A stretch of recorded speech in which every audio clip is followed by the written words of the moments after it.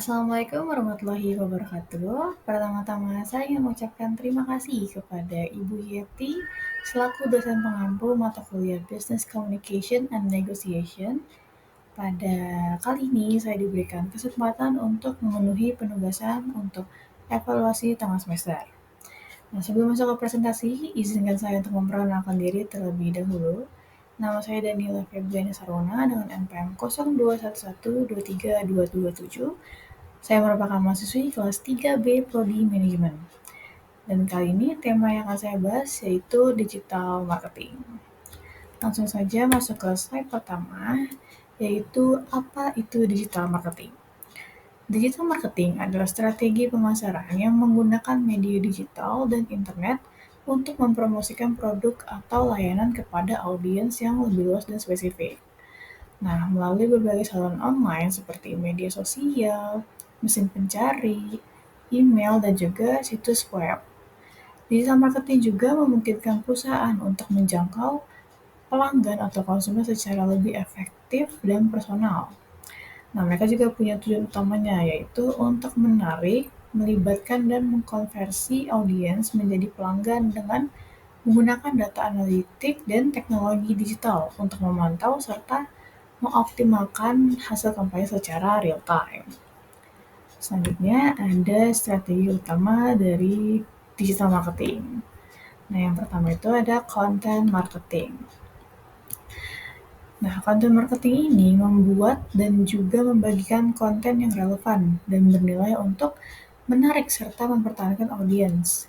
Itu contohnya tuh ada kayak artikel, video, infografi, dan e-book yang biasa kita lihat juga tuh di TikTok, di mana orang udah mulai jual-jualan tuh menggunakan digital gitu. Selanjutnya ada social media marketing, yang dimana menggunakan platform media sosial seperti Instagram, Facebook, dan juga Twitter, dan juga TikTok untuk membangun hubungan dengan audiens dan mempromosikan produk.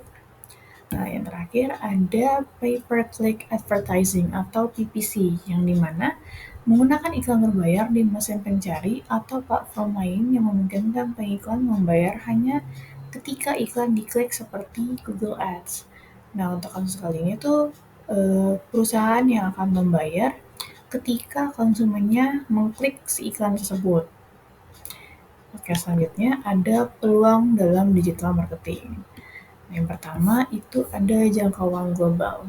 Digital marketing memungkinkan bisnis untuk menjangkau pasar global tanpa batas geografis, sehingga bisa memperluas basis pelanggan dan meningkatkan penjualan.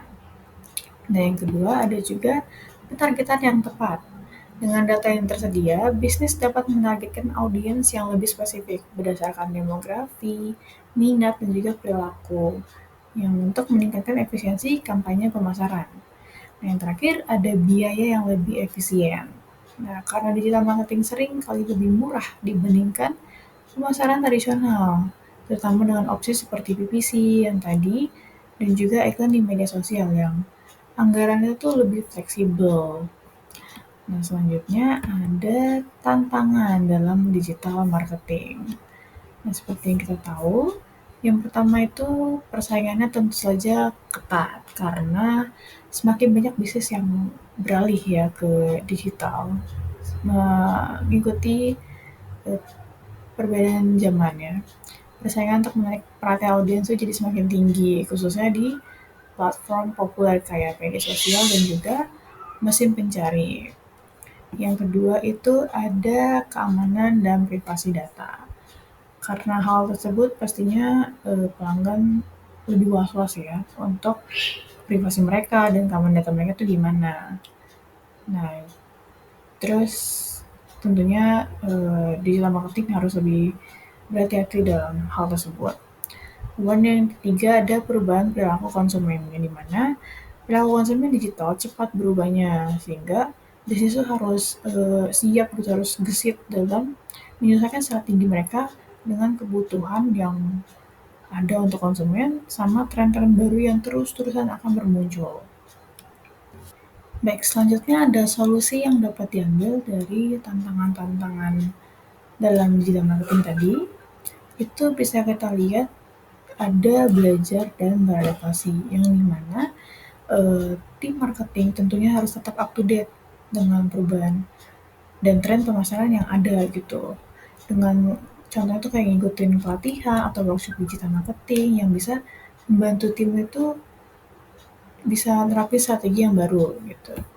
Terus ada juga mengutamakan keamanan data dengan menerapkan kebijakan privasi yang jelas, mematuhi regulasi kayak aturan lokal lainnya, terus juga penggunaan teknologi keamanan yang andal untuk melindungi data-data pelanggan.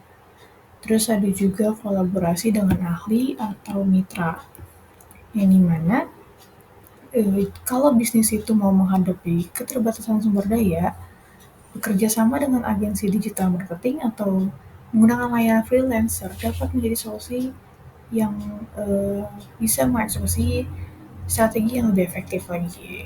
Jadi merupakan solusi yang bisa dicoba sih. Terus juga membangun hubungan dengan pelanggan. Itu tentu saja fokus pada interaksi yang personal kayak dari email marketing atau media sosial. Jadi bisa juga tim itu menanggapi umpan balik dengan cepat yang bisa membangun kepercayaan pelanggan dan juga kayak pelanggan tuh bisa ngeliat, oh dia nih perusahaan ini fast respon ya jadi enak gitu ngechatnya.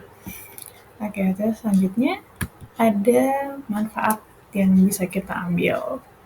Itu digital marketing itu menawarkan berbagai manfaat ya, yang dimana di era digital ini yang terus berkembang, salah satu manfaat utama yang bisa dilihat itu ini menjangkau audiens secara global tanpa batasan geografis, yang memungkinkan bisnis kecil pun sekalipun bisa bersaing di pasar yang lebih luas. Selain itu, digital marketing lebih efisien dari segi biaya dibandingkan pemasaran tradisional, terutama dengan strategi seperti SEO atau media sosial organik.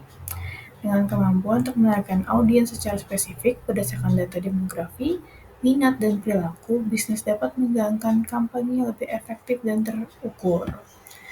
Keuntungan lainnya juga adalah interaksi real time dengan pelanggan melalui media sosial atau live chat yang membantu meningkatkan keterlibatan dan membangun loyalitas terhadap pelanggan.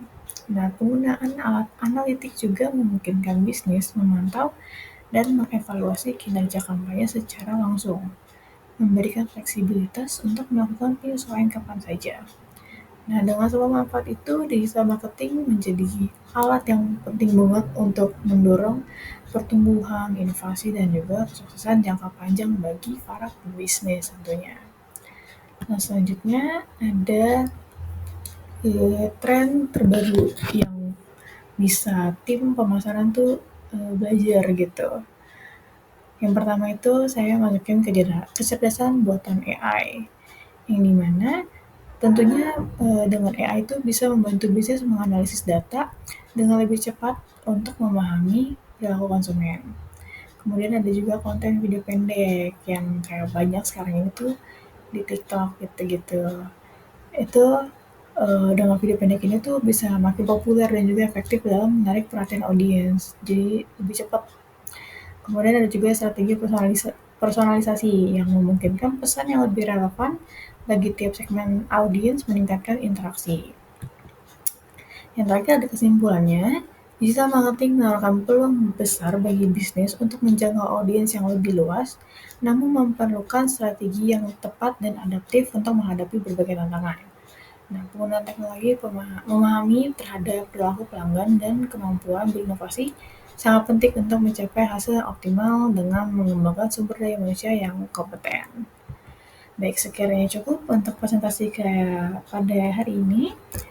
Kurang lebihnya mohon maaf. Wassalamualaikum warahmatullahi wabarakatuh.